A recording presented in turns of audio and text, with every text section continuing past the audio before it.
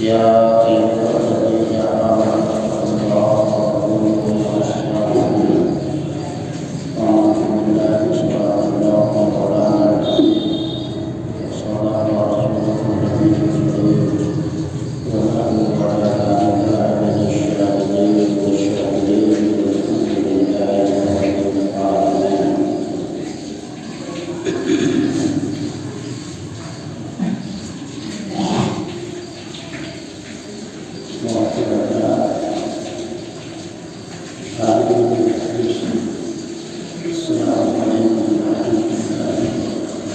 وعلیکم السلام. سب سے پہلے انتہائی محبت کے ساتھ یہ قربانی قیام کر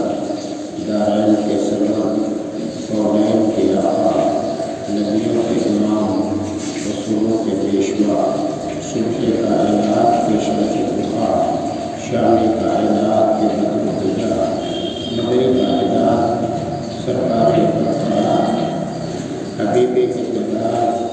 محبوب پروردگار سرکار احمد مصطفیٰ محمد مصطفیٰ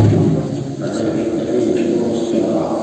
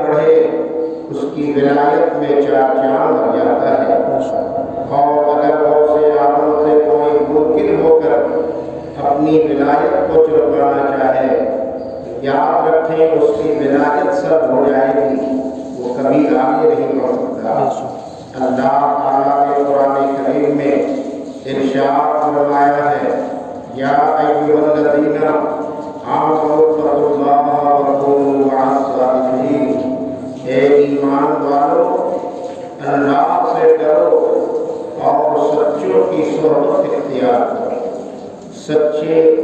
اور اس کے محبوب بندے یہ وہی ہیں جو سرکار غوث اعظم کی قدر و منزلت بھی کرتے ہیں، سرکار غوث اعظم کی ولایت کے سائے میں رہ کر اپنے مشن کو چلاتے ہیں۔ یہ وہ سچے لوگ ہیں جن کے صحبت میں رہنے والا اور جن کی سنت اختیار کرنے والا اور جن کے قدموں میں رہ کر اپنی زندگی کے لمحات کو گزارنے والا مقدر کا سکندر بن جاتا ہے اور دونوں جہان میں وہ سربلند ہو جاتا ہے۔ اللہ تعالیٰ نے اس آیت پاک میں جو پیغام دیا ہے وہ دونوں پیغام دنیا کے عام لوگوں کو نہیں دیا ہے، بد مذہبوں کو، بدعقیدوں کو یہ پیغام نہیں ملا ہے۔ اللہ نے اگر یہ دونوں دعوت دی ہے، یہ پیغام دیا ہے تو صرف ایمان والوں کو دیا ہے۔ اگر رب کا منشا ہوتا اوروں کو یہ تعلیم دینا تو رب یوں بھی ارشاد فرما سکتا تھا، یا ایھا الناس اتقوا اللہ، یا ایھا الیہود اتقوا اللہ، یا ایھا النصارى اتقوا اللہ۔ لیکن اللہ نے نہ یہودیوں سے، نہ نصرانیوں سے، نہ بت پرستوں سے، نہ آتش پرستوں سے، نہ پانی کی پوجا کرنے والوں سے، نہ دنیا کے کسی مذہب سے اللہ نے نہیں فرمایا، مشرکین سے نہیں فرمایا، بت پرستوں سے نہیں فرمایا، بلکہ خاص اللہ نے یہ تعلیم اہل ایمان کو دیا اور رب نے ارشاد فرمایا، اے ایمان والو تم اللہ سے ڈرو اور سچوں کی صحبت اختیار کر لو۔ یہ دو پیغام اہل ایمان کو اس لیے ملا ہے کہ ہمیشہ قاعدہ اور ضابطہ یہ ہے، تعلیم اپنوں کو دی جاتی ہے، تربیت اپنوں کو دی جاتی ہے، سلیقہ اپنوں کو سکھایا جاتا ہے۔ ہر باپ اپنے بیٹے کی تعلیم و تربیت پہ نگاہ رکھتا ہے، کسی اور کے بچے کو تعلیم و تربیت نہیں کرتا، اپنے بچوں سے پیار ہوتا ہے۔ اسی طرح اللہ تعالیٰ نے اور بندے تو سب ہیں اس کے، لیکن یہ خاص تعلیم اللہ نے کسی اور کو نہیں دی ہے، اہل ایمان کو دیا ہے، اور اہل ایمان کو رب نے پکارا ہے، یا ایھا الذین آمنوا، اے ایمان والو تم نے چونکہ میری وحدانیت کا اقرار کیا ہے اور میری معبودیت کا اعلان کیا ہے، اور تم نے چونکہ ہمارے حبیب محبوب آدم کو اپنا رسول مانا ہے اور کلمہ لا الہ الا اللہ محمد رسول اللہ پڑھ کر تم مومن ہو گئے ہو، اس لیے تم جب سے ہمارے حبیب کے غلام بنے ہو، مجھے تم سے پیار ہے، مجھے تم سے محبت ہے، میری بارگاہ کے تم مقرب ہو، اس لیے میں تمہیں یہ تربیت دے رہا ہوں اور تمہیں یہ تعلیم دے رہا ہوں کہ ایمان لانے کے بعد اب اپنے کو آزاد نہ سمجھنا، آزاد خیالی کی زندگی نہ گزارنا، یہ نہ سوچنا کہ ہم نے ایمان قبول کر لیا تو ہمیں کوئی ضرورت نہیں ہے۔ ایسا نہیں، جب تک ایمان نہیں لائے تھے، جب تک تم سے قوانین اسلام کے تعلق سے کوئی سوال ہی نہیں ہونا تھا، اب چونکہ جب اسلام لے آئے ہو اب سارے اسلام کے قوانین تم پہ نافذ کر دیے گئے ہیں، سارے اسلام کی بندشیں تم پہ عائد ہو گئی ہیں۔ اب نماز پوچھی جائے گی تو کسی یہودی سے نہیں بلکہ تم سے پوچھی جائے گی، روزے کا سوال ہوگا کسی بت سے نہیں بلکہ تم سے سوال ہوگا، اس لیے کہ تم ایمان لائے ہو، اور ایمان لا کے جب تم اسلام کے قوانین کی بندش میں آ گئے ہو، اب تمہیں چلنا پھرنا، رہنا سہنا، اٹھنا بیٹھنا سب اس انداز سے کرنا ہوگا کہ جو مجھے پسند آ جائے، میرے مصطفیٰ کو پسند آ جائے، نبی کو پسند آ گیا تو مجھے پسند آ گیا، اور جب مجھے پسند آ جائے گا میرے مصطفیٰ کو پسند آ جائے گا تو سمجھ لینا تم ہی مقدر کے سکندر بن جاؤ گے۔ تمہارے مقابلے نہ کوئی قوم ہوگی، نہ کوئی فرقہ मजहब पर बदमजहब होगा, न किसी और मजहब पर चलने वाला कोई इंसान होगा। तुम अपने मुकद्दर के सिकंदर बन जाओगे। तुम्हें मैं दुनिया में भी इज्जत और शराफत अता करूंगा और आखिरत के मरहले में बरोज़े महशर इज्जत और विकार का ताज मैं तुम्हें अता करूंगा। इसलिए अल्लाह ने दो चीजें बताई। एक तो ये कि इत्तक़ुल्लाह, अल्लाह से डरा करो, उसका खौफ अपने सीनों में बसा लो, उसकी खशियत से तुम्हारा सीना जगमगाता रहे, खशियत रब्बानी का चिराग सीनों में रोशन रहे। खौफ खुदा दिल में सच्चा बसा लो। ये एक वो नुस्खा कीमिया अल्लाह ने दिया है जिसकी बुनियाद पर आदमी सैकड़ों हजारों बुराइयों से अपने को बचा सकता है। सिर्फ खौफ खुदा सीनों में बस जाए, अल्लाह का खौफ बसा रहेगा, वो बुराई से बाहर रहेगा, वो झूठ बोलने के करीब नहीं जाएगा, वो गीबत नहीं करेगा, वो किसी अपने भाई की तकलीफ देख भाई की तकलीफ का कोई काम नहीं करेगा, किसी की बेदारी नहीं करेगा, वो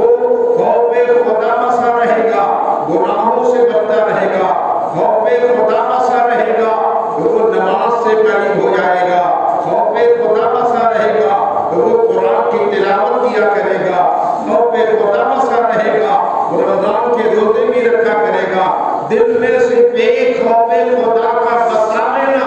गोया आखिरत की तमाम तर पूंजी इकट्ठा कर लेने का एक बहुत बड़ा जरिया है। अल्लाह ने फरमा दिया इत्तक़ुल्लाह, अल्लाह का खौफ दिलों में बसा लो ताकि अल्लाह से डरा करो। खौफ खुदा बसा रहेगा, नेकियों से करीब हो जाओगे, बुराइयों से तुम दूर हो जाओगे, और जब नेकियों से करीब हो जाओगे तो गोया आखिरत का सरमाया इकट्ठा कर रहे हो, आखिरत की पूंजी इकट्ठा कर रहे हो, आखिरत की दौलत इकट्ठा कर रहे हो। और जब तुम दौलत के इकट्ठा करने में, सरमाए के हुसूल में, आखिरत की पूंजी को हासिल करने में लग गए तो अब ज़ाब्ता ये है, जो पूंजी तुमने कमाई है, जो दौलत तुमने कमाई है, जो सरमाया तुमने कमाया है, वो उसकी हिफाजत और उसकी हिफाजत की कोई गारंटी भी होनी चाहिए। ऐसा न हो आज तो तुमने कमा लिया, लेकिन जब तुम्हारे जाने का दिन आए तो कोई तुमसे वो हड़प ले, वो दौलत तुम्हारी लूट ले और तुम बेसरो सामानी के साथ दुनिया से जाओ। इसलिए कि दुनिया का ज़ाब्ता ये है, दुनिया का कायदा ये है कि चोरों की निगाह किसी गरीब की झोपड़ी पर नहीं लगी होती, चोरों की निगाह हमेशा अमीरों की हवेली पे लगी होती है। अमीर अपनी मेहनत से, अपनी कोशिश से दौलत कमाता है, दुनिया का सरमाया कमाता है, दुनिया की पूंजी इकट्ठा कर लेता है। और जब अमीर आदमी कोई दौलत इकट्ठा कर लेता है तो चोर रात दिन प्लानिंग में लग जाते हैं उसकी दौलत को चुरा लेने के लिए, उसकी दौलत को लूट लेने के लिए। और जब मौका मिलता है वो उसके घर पे चढ़ाई कर देते हैं और उसकी कमाई हुई पूंजी को लूट लेते हैं। इसलिए जो ज्यादा होशियार अमीर होता है वो अपनी कमाई हुई पूंजी को अपने घर में नहीं रखता, बल्कि बैंक के हवाले कर देता है। बैंक के हवाले करके वो मुतमईन रहता है। चोर अगर आएगा भी घर में तो उसकी पूंजी को हाथ नहीं लगेगा, इसलिए कि उसकी सारी पूंजी का सरमाया बैंक के हवाले है। बैंक जिम्मेदार बन गया है, बैंक ने हिफाजत की जमानत ले लिया है, हिफाजत की जिम्मेदारी ले लिया है। जिस तरह से दुनिया का अमीर अपने दुनिया के सरमाए को महफूज करने के लिए बैंक का सहारा लेता है, ऐसे ही आखिरत का सरमाया महफूज करने के लिए ये औलियाए किराम की जमात है जो तुम्हारी पूंजी की हिफाजत करते हैं और तुम्हारी पूंजी का सरमाया की जमानत लेते हैं। तुम उनसे रिश्ता रखोगे, आखिरत का सरमाया बचा रहेगा। इनसे मोहब्बत करोगे, तुम्हारी पूंजी बची रहेगी। तुम उनके गुलामी में आ जाओगे, सिलसिले इरादत से वाबिस्ता हो जाओगे, तो आखिरत का जब वक्त आएगा उस वक्त का चोर भी मुकर्रर है, वो शयातीन है। शयातीन अपनी जमात को लेकर तुम्हारे सरमाए को, तुम्हारी इबादत को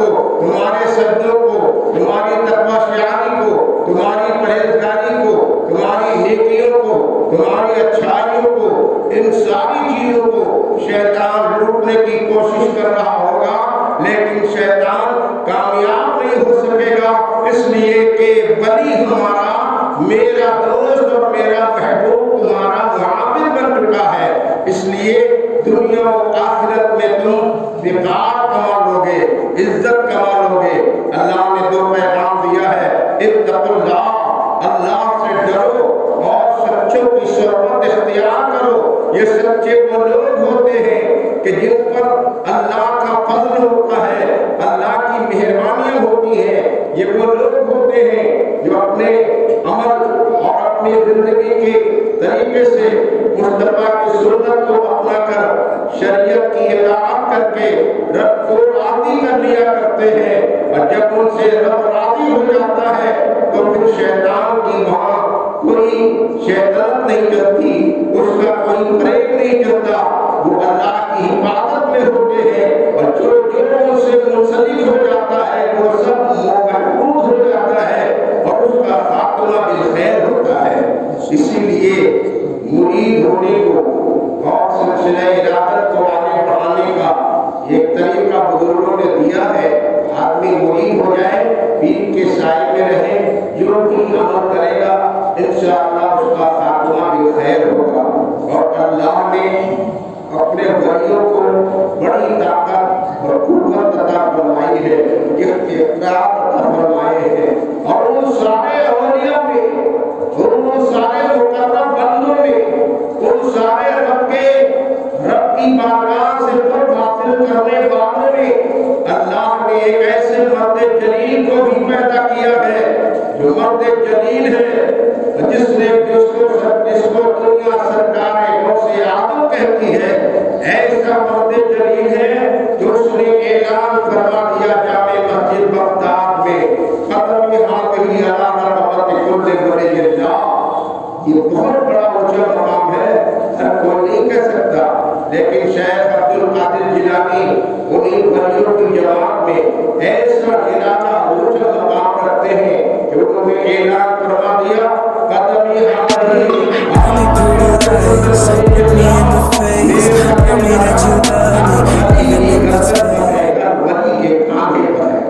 ہر ولی کے کاندھے پر غوث اعظم فرماتے ہیں کہ میرا قدم ہے،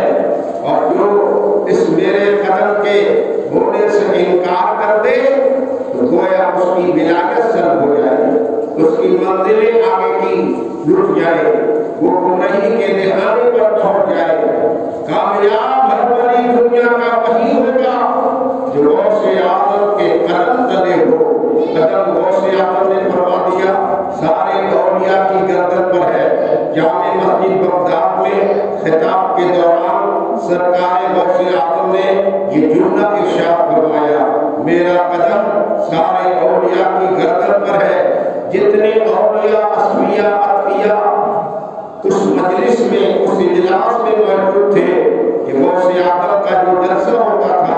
وہ عوام کے درمیان نہیں، بلکہ غوث اعظم کا جب خطاب ہوتا بڑے بڑے اصفیاء دانشمند اور تقویٰ و طہارت کے پیکر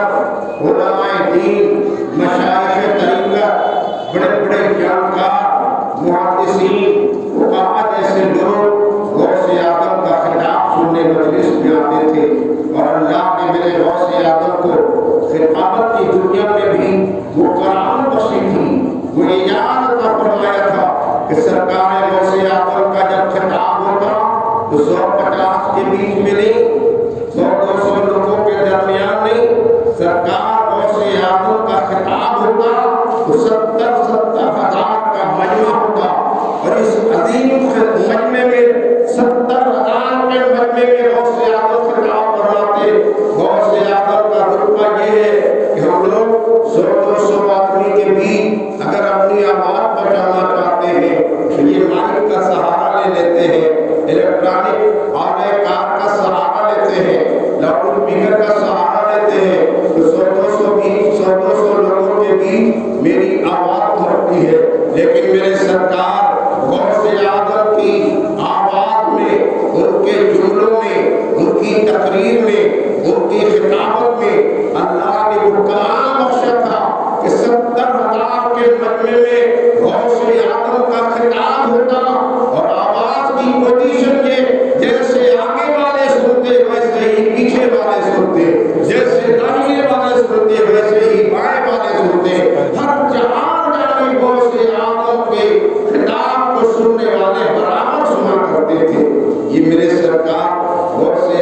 کے خطاب کا اثر تھا. بڑے بڑے لوگ آتے تھے غوث اعظم کا خطاب سننے. ایسے خطاب کے دوران سرکار غوث اعظم نے فرما دیا قدمی حاضری حضرت فتح کل ولی اللہ، میرا قدم ہر ولی کی گردن پر ہے. وقت چونکہ اجازت نہیں دے رہا، ابھی بات اس سلسلے میں باقی ہے. میں یہیں پر گفتگو کا اختتام کروں گا. انشاءاللہ صبح آئندہ میں اس کا تفصیلی بیان کیا جائے گا.